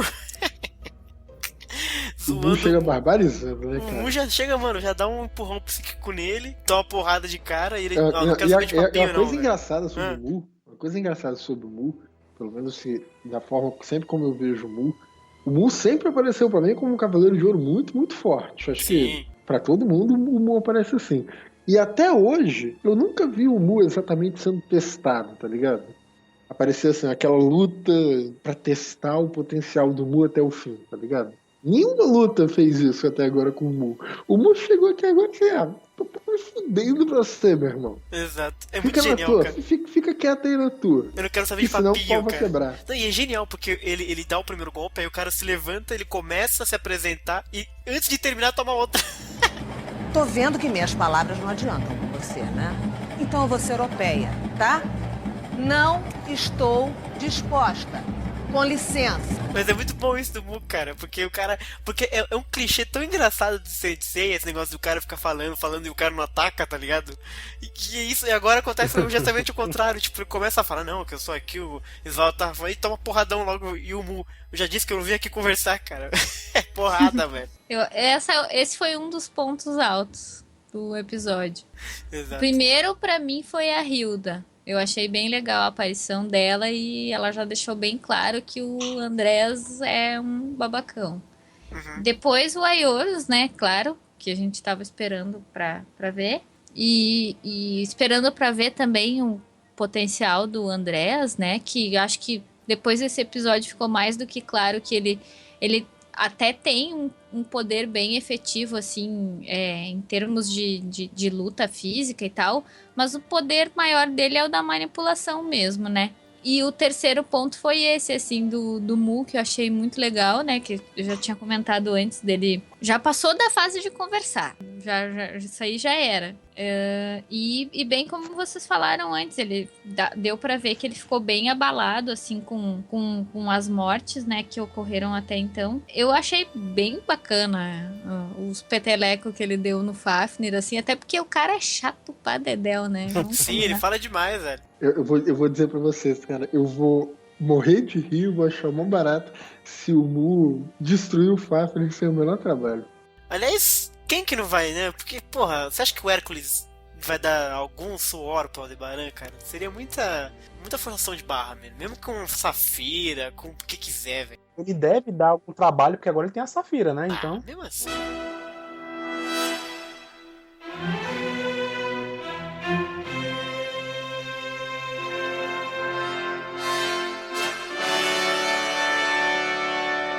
E aí, Nicole, na outra câmara, na câmara de gelo, o Shura chega. Quem que tá lá, Nicole? Quem que tá lá? Espero que o Camus morra! Quem que tá lá? Churinha! Churinha? Lindo, maravilhoso. Churinha versus espero que o Camus morra. Espero que o Camus morra. Não, Churinha cara, contra Camusinho. é incrível como o Camus tem a habilidade de sempre escolher o lado errado. É incrível isso, cara. Sério, o cara tem outra vida, ele não tá sendo manipulado por ninguém. Porque quando ele escolhe, fica do lado errado. Óbvio! Não é demais isso? Brother, tem uma coisa muito engraçada nisso. Quer ver? É porque, tipo assim, eu vou fazer menção aqui a um outro anime pra mostrar como que isso é engraçado. Você já deve ter ouvido falar em Naruto, né? Mas nunca vi, mas eu conheço. Sim, mas enfim, tem lá um dos protagonistas de Naruto, assim, pô, a família dele toda morre no processo. Então, tipo assim, o cara, ele quer limpar o nome do irmão dele, né? Porque o irmão dele é tido como um criminoso de primeira ordem por todo o vilarejo dele lá e tal. Então o cara se sente muito mal, assim, porque o irmão dele, na verdade, é um herói, mas todo mundo tem ele como criminoso. Então o cara fica assim, aí eu vou limpar o nome do meu irmão, eu vou me vingar em nome do meu irmão. E pra ele fazer isso, ele precisa, ele termina, tipo assim, traindo todos os amigos dele e tal, tipo assim, o cara tenta matar os amigos dele e tal.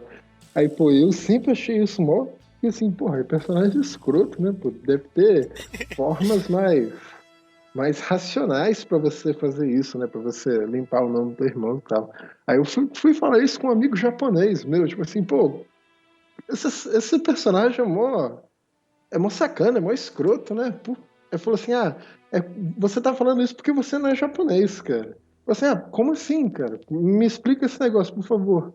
Ele falou assim, cara, pra nossa cultura, você cumprir a sua palavra, você tá fazendo o que o personagem lá de Naruto tá fazendo, que é tentar limpar o nome do teu irmão, isso é mais importante que você ter amiguinho. Isso que o Camus está fazendo agora tem muito também dessa coisa de diferença cultural mesmo. A gente acha escroto porque ele tá virando as costas para aquilo que pra gente é muito precioso. Mas, Brunão, que são laços de amizade, né? Tem um problema aí, Brunão. Qual o problema? O Camus é francês, cara. Não tem problema, bicho. O Camus é francês, mas Criado francês... na Grécia ainda. Não tem problema. Ele fala japonês. Mas assim, é o francês criado na Grécia mais japonês que tem, assim. Tem muito de cultura japonesa aí, cara. Não vem com essa, promessa é uma merda, já disse. Não, desculpa, Xara. Você tá errado aí. Que absurdo, óbvio que não.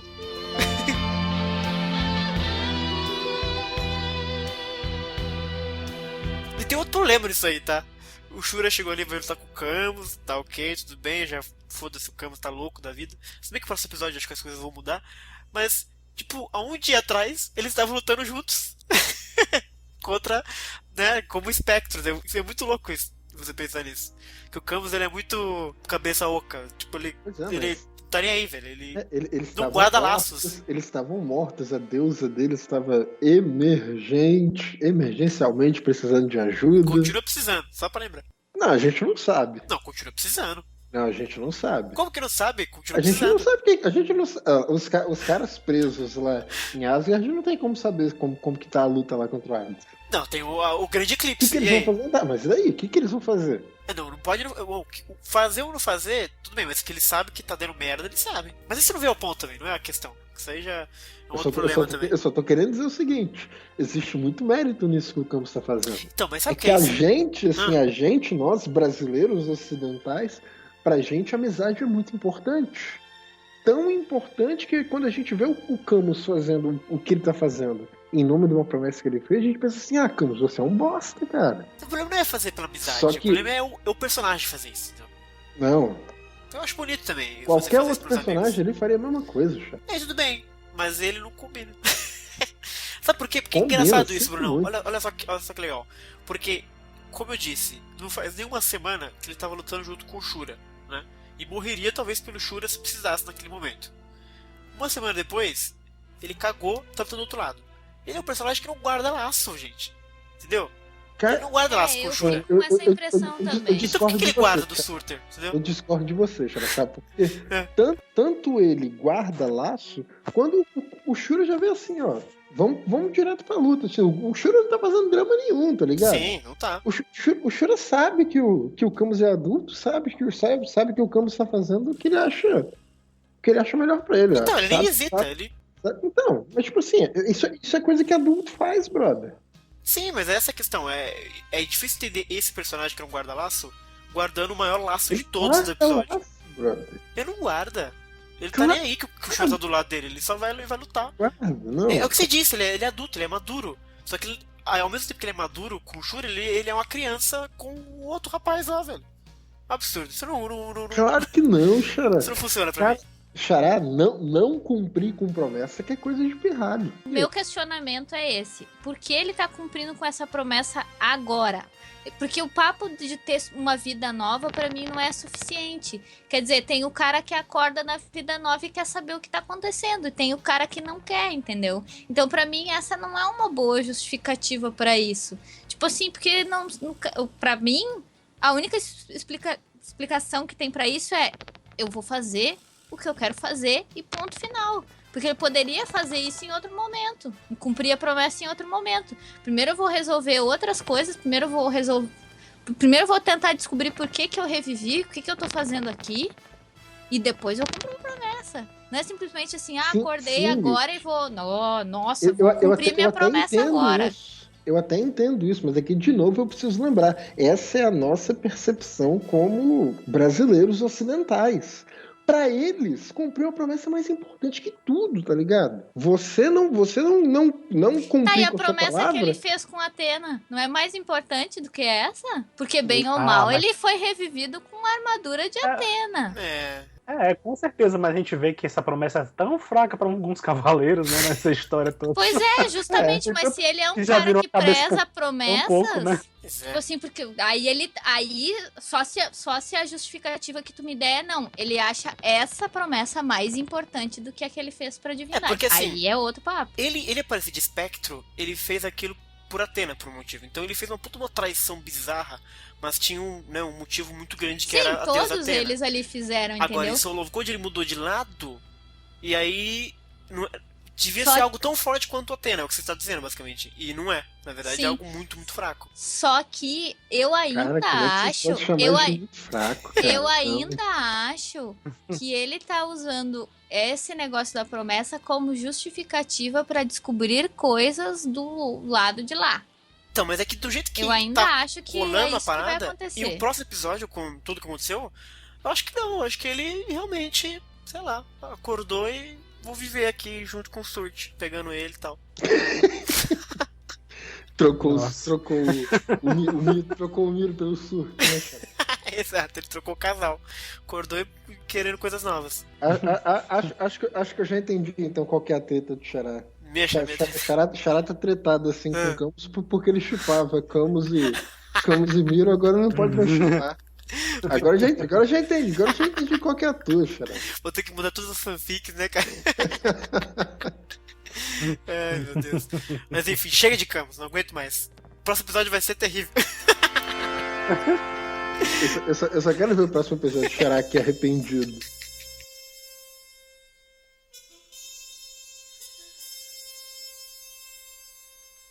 Enfim, aí o Doku, como a gente já tinha dito, o Doku ele chega em Helheim, né? Depois da Lífia, que é aquela coisa, como é que pode a Lífia ter chegado primeiro? Mas eu até comprei a explicaçãozinha do Alan, acho que aí Brasil mexe com as coisinhas mesmo, cada um chega, o Ayoria chegou no lugar certo, né? Todo mundo chegou no lugar certo e tal. Acho que pode rolar isso aí mesmo de a Lífia sabia o atalho, a árvore manipulou tudo e tal. Tá uma distorcida. É.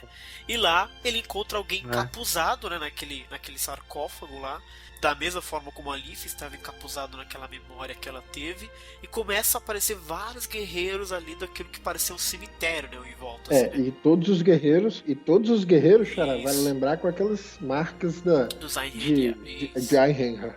A pergunta que eu faço então é o seguinte, parece, pelo menos, eu tô falando parece, que não dá pra ter certeza até aparecer mesmo de fato no episódio, mas parece que a coisa encapuzada lá é a Lífia. Sim, é o que fica mais evidente. Mas, assim, no entanto, era pra estar um guerreiro deus lá, não é verdade? Sim.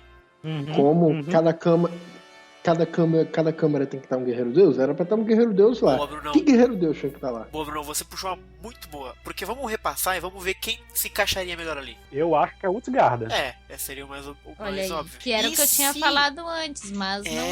E se os dois estão mancomunados nessa parada?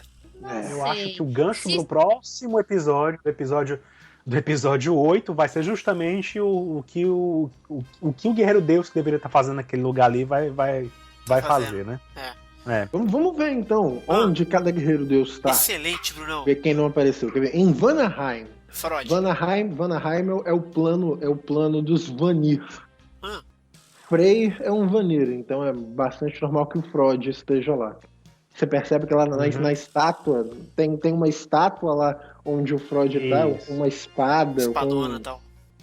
Que é bem parecido com a do Freud, né? Verdade. O Freud tá em Vanaheim, em Svartalheim tá o Fafnir. Em Jotunheim tá o Hércules. O Hércules. Que ele é grandão e tal. Que é o grandão da história, né? Exato. Aí Helheim, Yaheim, que é do gelo, tá o Camus, né? Uhum. E aí a gente tem Alfheim, Brunão. Quem que vai estar em Alfheim? Da luz. Eu acho que é o Balder. Provavelmente o Balder. Pelo nome assim, deve ser o Balder. Pois é. Tá, o Balder. E quem que vai estar então lá na outra? Que eu vou pegar o nome aqui agora pra você. Niflheim, da névoa. Eu acho que é o Sigmund, né? Deve ser o Sigmund. O Sigmund que é o que tá faltando. Eu fico confuso se o Sigmund estaria... Porque ele poderia estar na luz também. Você acha que não? Porque a armadura dele é branca e tal. Poderia também. Ele usa pérola lá de ouro. Não sei, né? Mas não tem alguém faltando nessa porra, não? Não. Ah, o Surtur, né? Que o Surtur ele vai aparecer junto com o Camus. Tá faltando o Surtur. E o Utgarda. Ou a Utgarda. Utgarda. Porque, de fato, Helheim deve ser Utgarda, com certeza. De repente pode ser isso aí, gente. De repente será que não tá mancomunado? Porque tem todo esse mistériozinho, né, de quem é o Utgarda, e a gente já teorizou que de repente poderia ser alguém do bem, por exemplo, alguém que já viu e tal. Mas de repente pode ser, por exemplo, sei lá, alguém que tá mancomunado com a Lífia, com o Hel, pra poder acordar lá, sei lá. Eu acho que se tiver alguma coisa com a Lífia é inconsciente. Pode ser também. Eu acho que a Lífia ela não Eu acho que nesse caso... Porque daí, se ela tiver dominada por essa parada do mal mesmo, a Hilda não... Ela perceberia. Eu acho, né? Pois é, eu também acho. Eu acho.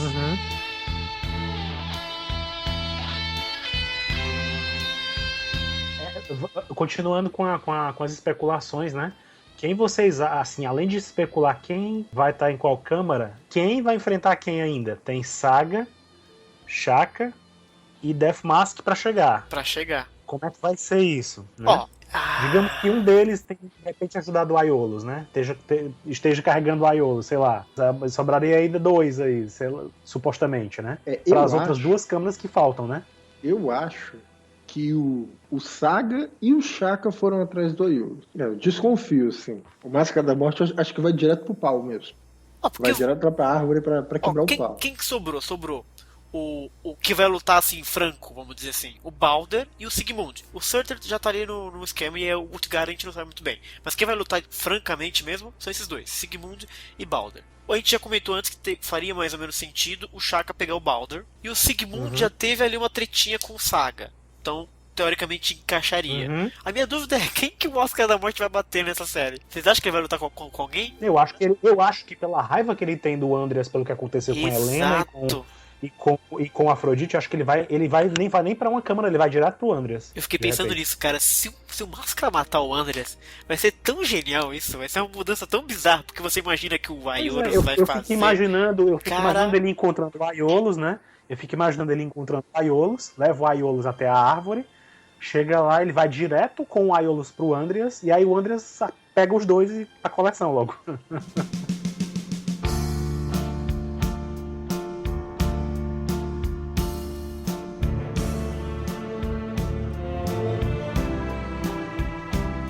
E aí, nesse esquema aí, o Andrés, ele sumona. Eu não entendi pra que serve isso, eu achei muito desnecessário isso. Aquelas pecinhas de xadrez que ele fez, nem parece um jogo, gente. Ele colocou cada um numa duplinha no negócio. Não é como se fosse uma partida difícil de fazer. Eu achei desnecessário, não precisava fazer isso aí não. Puta. Eu acho que é pra ter o controle, sei lá, de repente. Eu não tenho controle nenhum, não é como se ele fosse mudar as peças. Vai ver aí entra a história da Yggdrasil e as câmaras e a posição que elas ocupam. De repente o Andreas manipula, entendeu? Onde é que cada um vai parar. Entendeu? Olha aí! Vai ver por isso que ele colocou.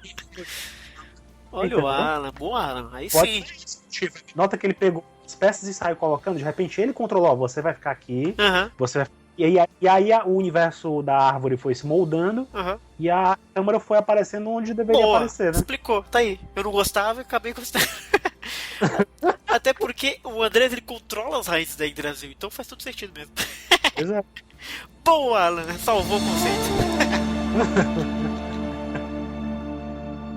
E é aí que ele comenta, né, que ele sente aquela pontada no olho, deve doer pra caralho mesmo. E ele vai dar uma olhada nessa câmara das armaduras, que ele vê que não tá crescendo tão rápido quanto deveria. Na verdade tá até diminuído, né, a gestação daquele ser. E aí que ele pensa que talvez pode ser o Aiolus, mas ele conclui que não, porque ele morreu e etc. Mas eu acho que ainda tem ali a força daquela flecha da justiça operando na Yggdrasil ali, né? Pois é, tem uma coisa curiosa que eu fiquei pensando, teoricamente eram para ser 9 mundos e 9 câmaras, né? Mas são só 7. Pois é. Aí eu fico pensando, a gente viu que no local onde eles chegaram, né? A gente comentou um pouquinho atrás aqui, que o local onde eles chegaram, central da Yggdrasil, que tinha as escadarias que levavam a cada câmara, né? Tinha uma imagem de Odin, né? E a gente vê que o Andreas está numa outra câmara, onde está o núcleo, né? Sendo alimentado pelo poder de Asgard e dos Cavaleiros de Ouro e etc., com as armaduras de ouro lá sendo colecionadas, né? naquele pedestal, por assim dizer.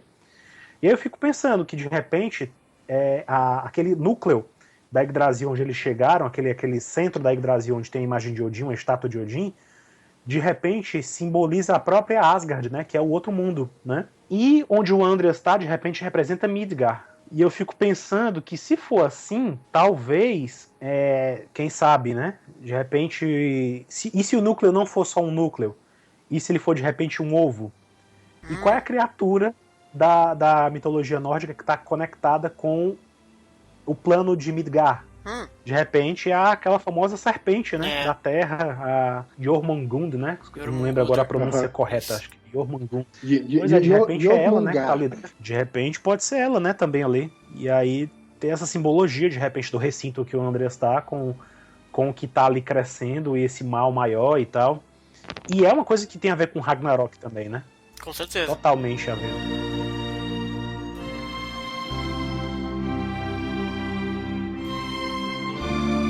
E aí basicamente o episódio termina, pessoal, nesse grande clímax, com as lutas todas preparadas para começar. E aí o episódio termina e aí tem o encerramento, tudo né, arrebatado direitinho, bonitinho.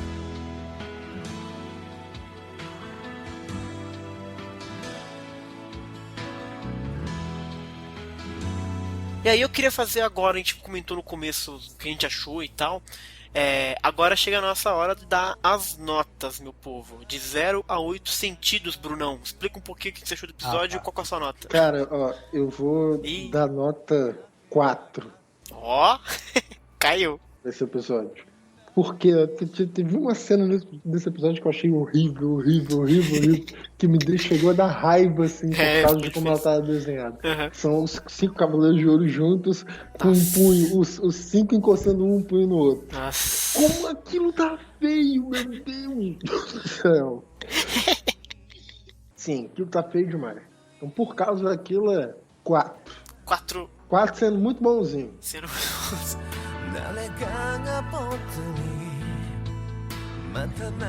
Nicole, de 0 a 8 sentidos, Nicole, para o episódio 6. 1? Não respondi ainda, calma. Eu acho que... sei lá, uns 3. 3? Faz sentido. Mas você gostou? Você não gostou muito do episódio? Você achou ele meio qualquer coisa, eu dou 3 pelos 3 pontos que eu citei. A Hilda, o Mu e o Ayorus. O resto, assim, foi, tipo, enrolaçada, animação horrível, que até eu que não manjo nada, percebi umas bizarrices absurdas. Uhum. Tava visualmente muito feio, assim, esse episódio. Muito feio mesmo, assim. Então, não dá pra deixar passar. E outra, né, teve alguns pontos que foram bacanas e tal, mas em história esse episódio deixou bastante a desejar, assim. Então, vai ser 3 mesmo. Alan, de 0 a 8 sentidos, desenvolva.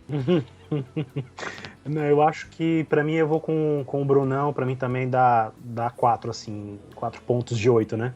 Porque, apesar de ter sido mais fraco deles tecnicamente, né? Teve esses elementos que a Nicole falou, né? Que foi muito, muito bacana ver a Hilda, o Mu mostrando o lado B dele, né? O Aiolos tem a participação dele, apesar de ter sido como eu esperava, ele apareceu e fez alguma coisa, né? E teve o que eu mais achei interessante foi como essas coisinhas da Lífia, aquele símbolo, o papo do Ragnarok, a armação do Andreas e tal, tudo começa a fazer um sentido para a trama maior da série. Então isso para mim salvou mais o episódio de uma nota mais baixa no meu conceito, né? Então acho que isso valeu mais do que a animação em si. Pra mim, esse foi de fato o pior episódio. Só foi até aqui. Eu já vinha prevendo que a partir do 5º episódio o bicho começar a pegar. E pegou pra mim no 5º episódio, pegou mais ainda no 6º episódio. Eu dei 3 pro 5. Então agora me botei na roubada. Pra mim vai ser 2.7 sentidos. 2.7. Tá, peraí então. Os sentidos são o paladar, o olfato, vamos imaginar que o tato seja o terceiro. O que é 1.7 tato, Xará? Qual é o primeiro sentido qualquer? Sei lá qual é a ordem, mas o que é 1.7? O 1.7 ele não cheira muito bem, por exemplo. Ele não sente muito bem. Ele tem um dos sentidos não é muito, entendeu, muito desenvolvido. Mas eu achei, cara, faltou o melhor de Stone of Gold, que são os dourados. Isso faltou, e quando teve dourados foi um desastre completo. Então a nota foi lá embaixo por causa disso. Eles podiam ter, ao invés de todo mundo, entendeu, se encontrando, foi muito longa aquela cena, gente, da Lífia. Todo mundo se encontrando muito feio e falando um monte de merda lá. A Lífia explicou, mas eles podiam ter falado umas coisinhas mais legais pra gente. Não falou, ficou só todo mundo dando oi, ela falando um monte de coisa. E foda-se. A única coisa boa que teve no episódio que eu achei foi o Mu, foda pra caralho, quebrando um puta do clichê de Saint Seiya, brincando com isso, achei super legal na questão da narrativa. E o episódio só foi, assim, útil pra Soul of Gold pra movimentar a história pra frente, no que tange a trama, né, nórdica da coisa. Que, como eu já disse, é legal ficar teorizando e tal, a gente gosta de ficar aqui conversando, mas nem é tanto que eu valorizo muito Soul of Gold, assim. É legal que eles estão acertando isso, tudo bem, mas acho que esse episódio ele ficou muito pra falar só disso e ele não entregou umas 2 cenas que fosse de Cavaleiro de Ouro falando uma coisinha pra eu ficar todo felizinho de fã, assim, e isso não rolou. E aí acabou ficando muito ruim porque ficou muito mal animado, aconteceu pouca coisa, quase nada aconteceu, eles chegaram e não rolou luta, não teve nada. Achei que o Ayorus aparecer, achei legal ele estar direto com o chefão, mas eu achei que o Ayorus merecia mais pompa aparecendo, mas, entendeu? É o Ayorus aparecendo, tinha que ser mais foda. Então acho que ele acabou pecando em tudo que ele se propôs, ele se perdeu um pouquinho. Até pra explicar um pouco a trama, eu acho que ele enrolou um monte, assim. Tem uma coisa com a narrativa que me incomoda um pouco, que eu acho que se eles fizessem essa narrativa podia melhorar um pouco, é que eles ainda não explicaram qual é a do Andres, assim, por que o Andres está fazendo isso. Isso não ligo, não. Não, a gente não sabe qual é a razão. Por que ele tá fazendo isso? Ao final a gente vai saber. Sim, mas tipo assim, eles já estão mantendo um certo suspense quanto a Lífia. Sim. Esse suspense é legal manter. Agora, enquanto eles não fizerem isso com o Andreas, não tem como a gente criar qualquer tipo de relação com o personagem dele. Porque fica parecendo que o personagem dele é um completo insano, maluco, que quer ver o mundo pegar fogo, tá ligado? Esse episódio parece que ele tá mancomunado, vamos dizer assim. Aquela cena com a Ayorus, por exemplo, que o Ayorus pergunta e ele diz que ele não precisava saber, e o Ayorus, eu esqueci de comentar, o Ayorus comenta, mas precisaria de um poder divino pra fazer isso. E aí o Andreas fala, você vai morrer, você não precisa saber. Então parece que o Andreas tá duplando com alguém, tá de duplinha com alguém que tem esse poder divino, entendeu? Então tem um pouquinho mais de Andreas, mas eu concordo com você, tem 3 mistérios na série. O Utgard, o Andreas e a Lífia, todos do lado nórdico da coisa. Eu acho que seria muito mais legal, por exemplo, se já tivessem explicado qual que são as razões, os motivos do Andreas. É que todos eles se conectam, pra mim, eu acho. Por isso que eles não explicam. Porque se explicar um, explica tudo, sabe? Esse tipo de coisa. Não tem problema. Não tem problema? O meu problema é o seguinte, fica muito, de novo, aquela coisa do maniqueísmo, tá ligado? Se eles explicam uma coisa e dão uma razão mais ou menos aceitável pro André estar fazendo isso, a gente estaria aqui brincando isso. Você tá torcendo pro André ou você tá torcendo pros Cavaleiros de Ouro? Não, a gente não tá torcendo. Seria uma coisa isso, muito mais... Verdade. Muito mais lúdica, muito mais bem escrita mesmo. Mas como isso não tá apresentado pra gente, os caras podem chegar amanhã, dar qualquer merda de desculpa, tá ligado? Aí eu acho que a narração fica fraca. Falta mais... acho que você tá dizendo que falta um pouco de motivação desses caras, basicamente. Que era algo que tinha muito em Asgard antigamente, né? Falta motivação. A Hilda, por exemplo, a gente sabe desde o começo que aquele anel doido lá tá na cabeça dela. O Andreas, a gente não sabe ainda qual que é a dele. Verdade. A gente só sabe que ele tá criando um maior cenário pra poder usar as pessoas e acordar, seja lá o que for na árvore. Mas seria muito mais legal se a gente soubesse qual é a motivação pessoal dele. É verdade, faz sentido. Concordo, com a hora que você... Porque você é muito mistériozinho do lado deles, entendeu? E eu acho que o Andreas não precisava ser esse mistério todo. Da vez se eu fosse um pouco mais humano, até porque a Lífia a gente não sabe o que tem nela e muito provavelmente não é nada, é algo sobrenatural. E o Utgard é um mistério muito bacana a gente ficar conversando. Talvez o Andreas pudesse ser essa parte humana mais bem resolvida pra gente se relacionar, seja gostando ou desgostando de uma certa forma. Brunão, você tá com a sinopse? Sim. Caraca, aí sim, Então Brunão. não pega não, cara. Então manda ver a sinopse, Brunão. Sinopse do 7º episódio, traduzido pra gente carinhosamente pela Tyson Sensei. Boa. 7º episódio. Terremoto violento. Armadura divina contra armadura divina.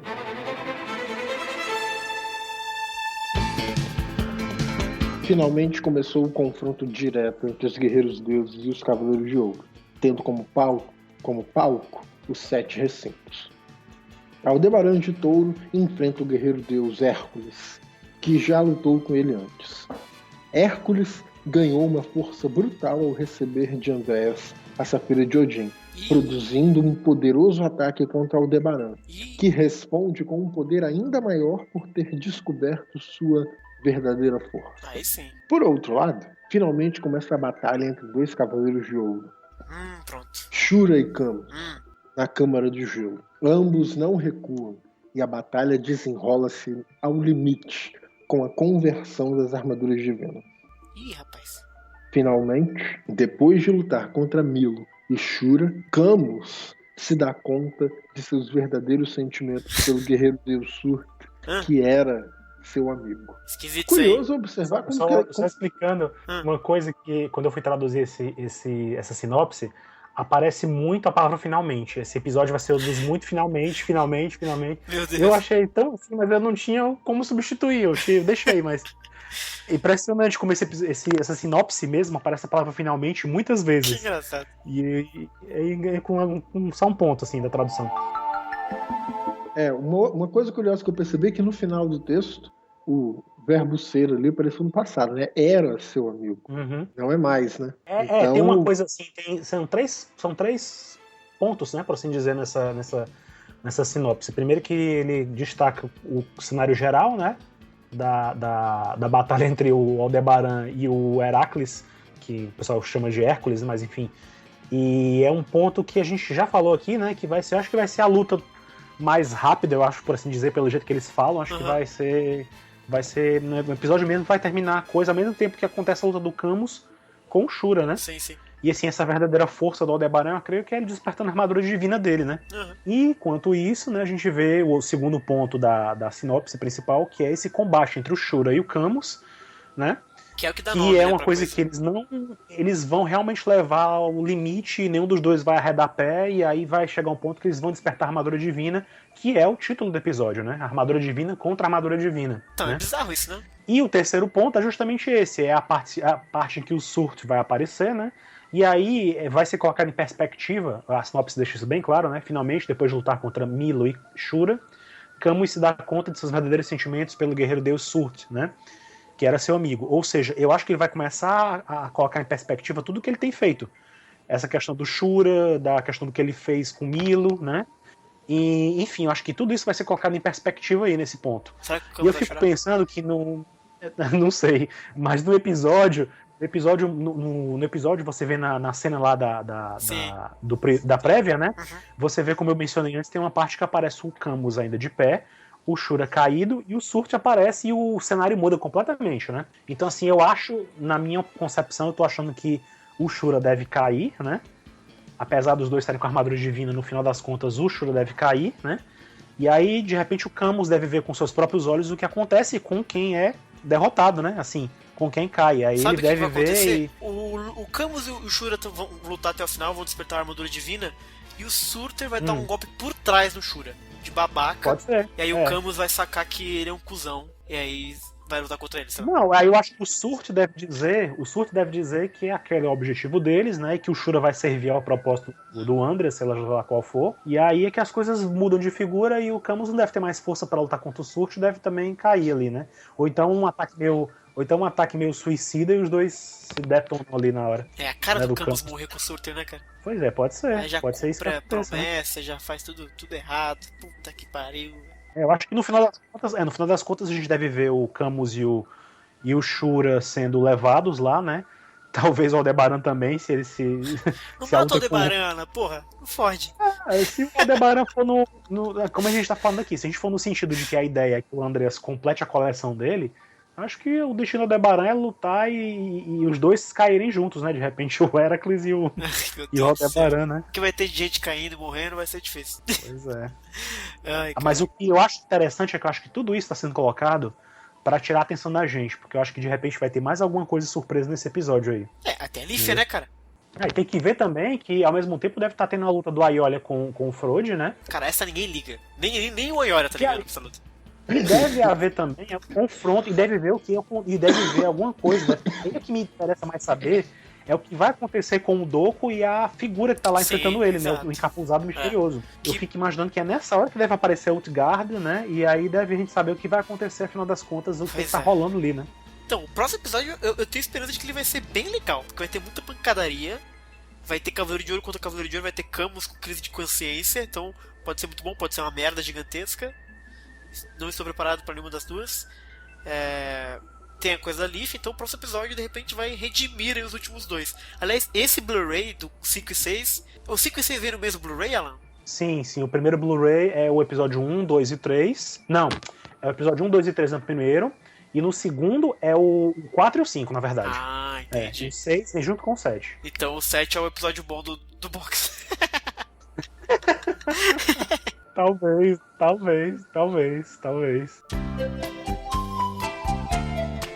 Sabe o que eu quero ver no episódio que vem?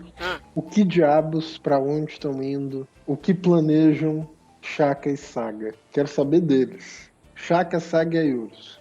O resto, Que isso? pra mim, pode pegar fogo. Que é isso, Bruno? E o Camus, Bruno? Não, você que se importa com Camus. O engraçado é que eu que tenho que partir em defesa do personagem aqui, e não você. Eu tô curioso pra saber o que vai acontecer com o Doku naquela história ali, entendeu? Bizarro. Eu tô muito mais preocupado com a câmera lá do Reino dos Mortos lá do que os outros. Eu tô mais interessado no que vai acontecer ali. E tu, Nicole, qual que vai ser a boa do próximo episódio? Eu não tô esperando nada, porque quem Bom, não tem expectativa não se decepciona. É isso aí, tá ótimo, excelente. Essa é a dica da noite, não espere nada.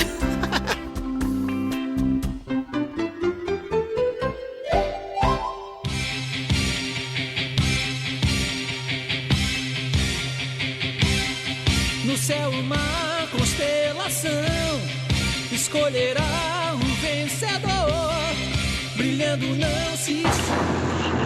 Oi, caímos. O que foi isso? Caramba. Cadê o Bruno?